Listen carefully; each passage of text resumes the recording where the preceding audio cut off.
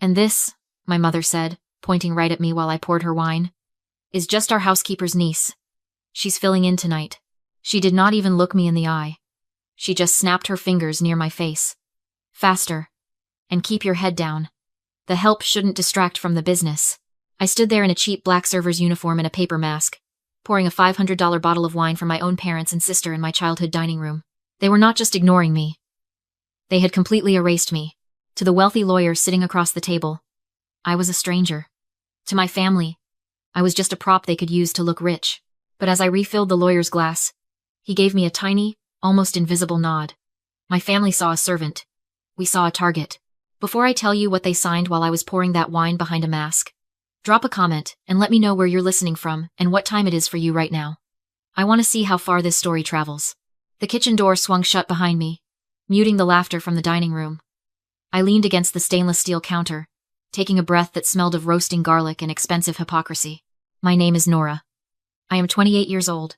To the people in that dining room, I am a failed consultant who moved back home because I couldn't hack it in the real world. To the IRS and the Securities and Exchange Commission, I am the majority shareholder of a distressed debt fund that specializes in acquiring toxic assets. And right now, the most toxic asset I owned was sitting in the other room, drinking vintage Bordeaux and lying through her teeth. Isabel wasn't just my sister. She was a sinkhole. At 31, she was the CEO of Lumina, a tech startup that had burned through $4 million of venture capital in 18 months without producing a single working product. She spent money on branding, on parties, on image consulting, but she forgot to spend it on compliance. Now, the SEC was circling. She was facing an audit that would expose everything: the embezzlement, the inflated user numbers, the fraud. Tonight was her Hail Mary. She thought she was meeting Mr. Sterling to sell her company to a mystery investor who saw potential in her vision. She thought this buyout would pay off her debts and keep her out of prison. And my parents? Robert and Ellen weren't just innocent bystanders. They were the architects of this disaster. They had drained their 401ks to keep Isabel's illusion afloat. 6 months ago, when Isabel needed bridge capital for a PR campaign, they didn't just ask me for help. They guilted me into selling my car, a reliable sedan I needed for work, and gave the proceeds to her.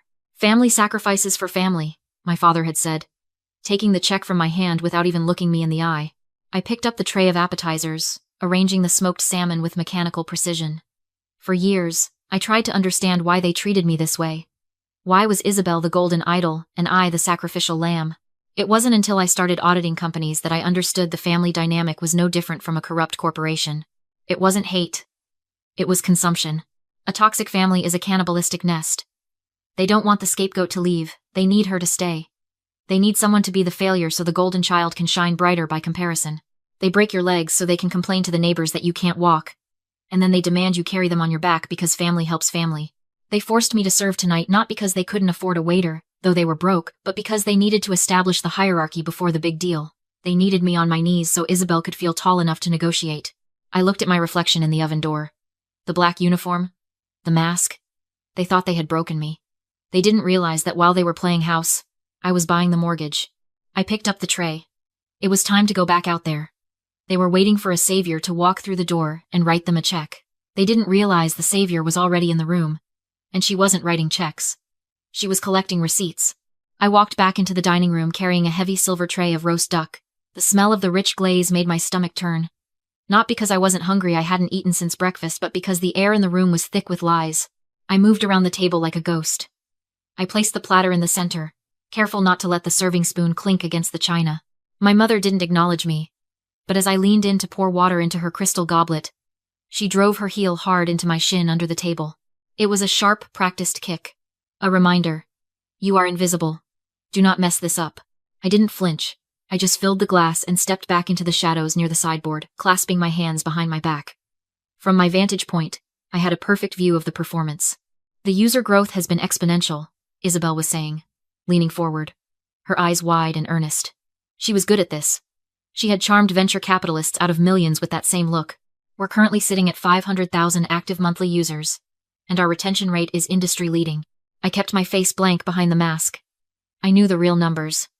I had seen the server logs. Lumina had maybe 3,000 active users, and half of them were bots her dev team had programmed to inflate the metrics. Mr. Sterling nodded slowly, taking a sip of the wine I had poured. Impressive numbers, Miss Vance. And the revenue stream? Projected to triple by Q3. My father interjected, beaming like a proud emperor. Isabel has always had a mind for scalability. She's built this thing from the ground up with zero debt. Zero debt. I dug my fingernails into my palms. My father was sitting in a chair paid for by the debt he claimed didn't exist. He was eating food bought on credit cards that were maxed out. That's remarkable, Mr. Sterling said. His voice smooth. He turned a page in his notebook. And just for due diligence, are there any pending lawsuits, intellectual property disputes, employee grievances? The room went silent for a fraction of a second. This was the moment. This was the cliff. Isabel didn't even blink. None, she said, her voice steady. We run a very clean operation. Our legal standing is pristine. It took every ounce of discipline I possessed not to laugh. I knew for a fact that she had 3 wrongful termination suits pending and a vendor suing her for non-payment of server costs. In the past, I would have spoken up. I would have tried to save them from committing fraud. I would have been the frantic sister tugging at their sleeves, begging them to be honest, and they would have called me jealous. They would have told me I didn't understand business, but I wasn't that sister anymore. I had learned a hard lesson in the world of distressed assets. You never interrupt an enemy when they are making a mistake. This wasn't passivity. It was the predator's patience. If you wait by the river long enough, the bodies of your enemies will float by. But if you jump in the water to fight them, you drown together. I needed them to lie. I needed them to commit to the lie on the record. Every falsehood Isabel spoke was another bar in the cell I was building around her. Well, Mr. Sterling said, closing his notebook. That all sounds very promising. He looked up. For a brief second, his eyes met mine across the room. It was a microscopic movement. A slight dip of the chin. They took the bait. I think we're ready to move forward, Sterling said. The investor is eager to close tonight. Isabel let out a breath she'd been holding. My mother clapped her hands together in delight. They thought they had won. They thought they had charmed the money out of the sky one last time. I stepped forward to clear the appetizer plates. My mother grabbed my wrist, her nails digging into my skin. More wine, she hissed, smiling fake sweetly at Mr. Sterling while she crushed my pulse point. Keep the glasses full. Yes, ma'am, I whispered. I poured the wine. I let them drink to their victory. They were celebrating a rescue. I was celebrating a capture. Mr. Sterling waited until the last of the duck had been cleared away before he reached into his briefcase. The sound of the leather latch clicking open seemed to echo in the room like a gunshot. He pulled out a thick document bound in blue paper and slid it across the mahogany table toward my father. The purchase agreement, Sterling said, his voice devoid of emotion. The terms are exactly as we discussed. $8.5 million for the acquisition of all assets and intellectual property of Lumina Tech. Isabel let out a sound that was half laugh, half sob. She reached for a pen immediately, her hand shaking. She saw her salvation on that paper. She saw a future where she wasn't wearing an orange jumpsuit. However, Sterling said, placing a hand over the document, there is one final stipulation from the investor. My father frowned, putting down his wine glass. Stipulation? We agreed on the valuation. The valuation is based on the premise that the company is solvent, Sterling said smoothly. But given the volatility of the tech sector and the irregularities in the current audit, the investor requires a show of good faith. A reaffirmation of personal guarantee. The room temperature seemed to drop 10 degrees. I stood by the kitchen door, my hands folded in front of my apron, watching the blood drain from my father's face. He knew what that meant. A personal guarantee? Robert asked, his voice tight. I already co-signed the initial business loan. This is a reaffirmation, Sterling corrected. It collateralizes your personal estate against the company's liabilities. Specifically, this property, he gestured to the room around us. The crystal chandelier, the silk drapes, the walls that had housed my childhood and my erasure. My father stiffened. He wasn't a fool. He was a man who had built a comfortable life by protecting his own interests. He reached into his pocket and put on his reading glasses. This puts the deed in escrow, he muttered, scanning the clause. If the deal doesn't close, or if there's a breach of warranty, I lose the house. That's too risky, Isabel. He started to push the paper back. For a second, I thought he might actually have a backbone. I thought he might prioritize his own survival over his golden child's ego. Mr. Sterling checked his watch. It is 9 p.m. Mr. Vance. The Asian markets open in 10 minutes. My client needs the liquidity proof uploaded by the opening bell to clear the funds. If this isn't signed and notarized by then, the deal is dead. 10 minutes? My mother gasped. That's unreasonable. That's business, Sterling said, leaning back. Take it or leave it. Isabel made a noise like a wounded animal. She grabbed my father's arm, her nails digging into his suit jacket. She didn't care about his house. She didn't care about their retirement. She only saw the cliff edge she was standing on. "Dad," she whispered. But in the quiet room, it sounded like a scream. "If this falls through, the SEC audit starts Monday morning. They will look at the books. They will see the missing money." She leaned closer, her voice trembling with terrified narcissism. "Do you want to visit me in federal prison, Dad? Do you want to see my mugshot on the news?" It wasn't love that moved him. It was fear. It was the terror of scandal, of his friends at the country club knowing his perfect daughter was a fraud. He looked at my mother. She gave a small, terrified nod. They would rather be homeless than humiliated. "Fine," Robert said. His hand shook as he took the pen. He signed. Then my mother signed. They didn't look at the clauses. They didn't see the trap door opening beneath their feet. They literally bet the roof over their heads on a lie, believing that money would rain from the sky to save them. I watched the ink dry. It glistened under the chandelier light. That signature wasn't just a contract. It was a confession. They had just signed away their sanctuary to protect a criminal. Mr. Sterling took the document, checked the signatures, and placed it back in his briefcase. He locked the latch. "Done," he said. I stepped forward. "I'll clear the table," I said softly. My mother waved a dismissive hand at me without looking. "Bring the tart, and be quick about it. We're celebrating." I walked into the kitchen. I didn't reach for the pear tart cooling on the counter. I reached for my bag. I took out the leather folder I had prepared 3 days ago. They wanted dessert. I was going to serve them reality. I walked back into the dining room. My footsteps were heavy, deliberate. I wasn't moving like a ghost anymore. I was moving like a landlord. My mother looked up, her face twisting into a scowl when she saw my empty hands. "Where is the tart?" she demanded, her voice shrill. "I told you to be quick. Mr. Sterling is a busy man." I didn't answer. I walked straight to the head of the table, standing directly between my parents. I looked down at Isabel, whose face was flushed with the high of her victory. She looked so smug, so safe. I didn't place a dessert plate in front of her. Instead, I dropped the black leather folder onto the table. It landed with a heavy, flat thud that rattled the silverware. The room went dead silent. "What are you doing?" Isabel asked, a nervous giggle bubbling up in her throat. "Did you drop the tart?" "God, Nora, you can't do anything right." I reached up behind my ears. I unhooked the loops of the cheap paper mask. I pulled it away from my face, letting it fall onto the table next to the contract. Then, I reached behind my back and untied the apron. I let it slide down my body, pooling on the floor like a shed skin. I took a deep breath. The air tasted different now. It tasted like oxygen, actually, I said, my voice ringing clear and cold in the silence.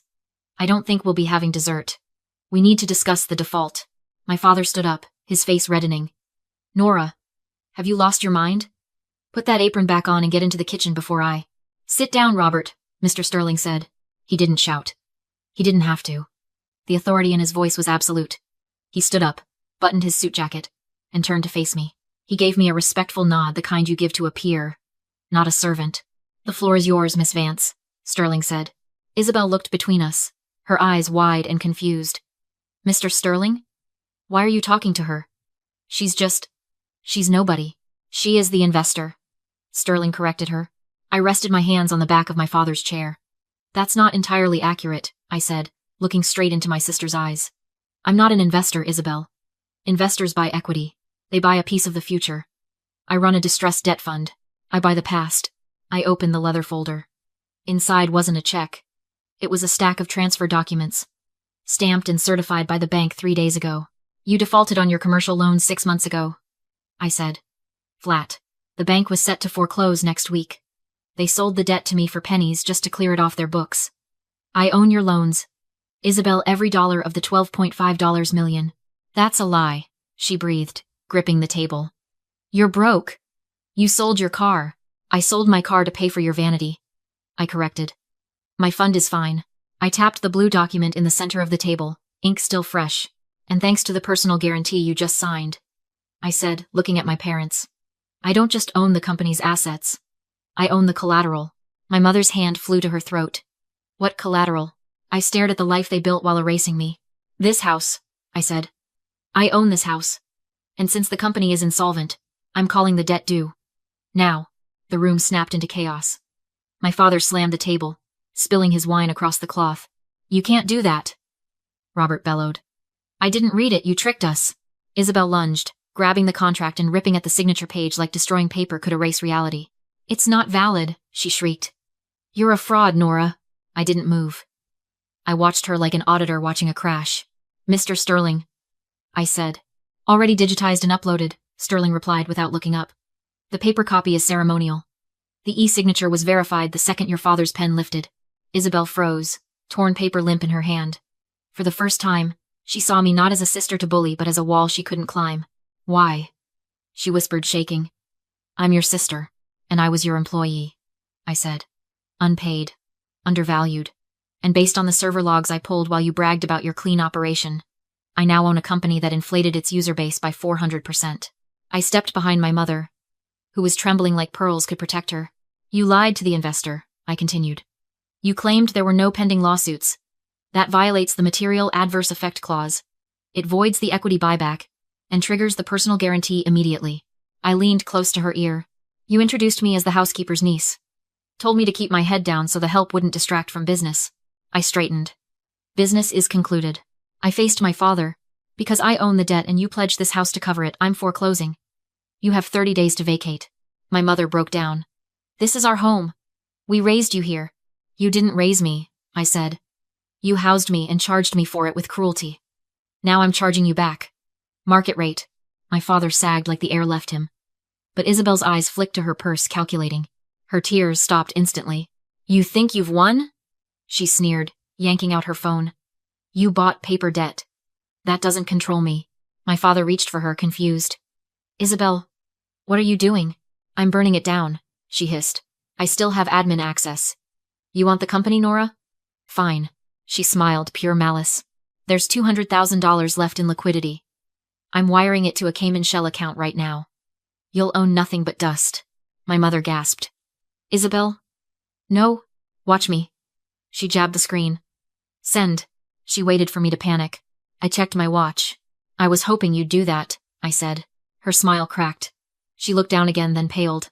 She spun the phone around. A red warning flashed. "Error code 909. Transaction blocked. Assets frozen by senior creditor." "What did you do?" she screamed. "Why won't it go through?" I pulled out my own phone and opened the admin panel. "I didn't call the police yet," I said calmly. "I just turned off your tap." "You locked me out?" "I'm the senior secured creditor," I replied. "The second I acquired the debt, I flagged every account for AML monitoring. Any transfer over $10,000 triggers an automatic freeze and federal alert." The blood drained from my father's face. He understood the difference between failure and felony. "Isabel," he whispered, "did you just try to wire corporate money offshore?" She shook violently, phone slipping from her hand. I was moving it for safekeeping." "You attempted to dissipate assets during foreclosure," Sterling said, voice like a verdict. "And you did it in front of a witness." He raised his phone to dial, glancing at me for confirmation. I looked at Isabel, at the greed, the cruelty, the emptiness. I nodded. "Report it." Sterling spoke into the phone. "This is Arthur Sterling. I need to report an attempted wire fraud in progress at the Vance residence." Isabel crumpled into my mother's arms, wailing. "Mom, make her stop." But my mother couldn't stop anything. She was just a tenant in a house she no longer owned, holding a daughter who was no longer free. The police arrived quietly. No sirens, just procedure. Isabel walked past me like a ghost, escorted out, arrogance replaced by shock. My mother collapsed, sobbing. My father glared at me, shaking with rage.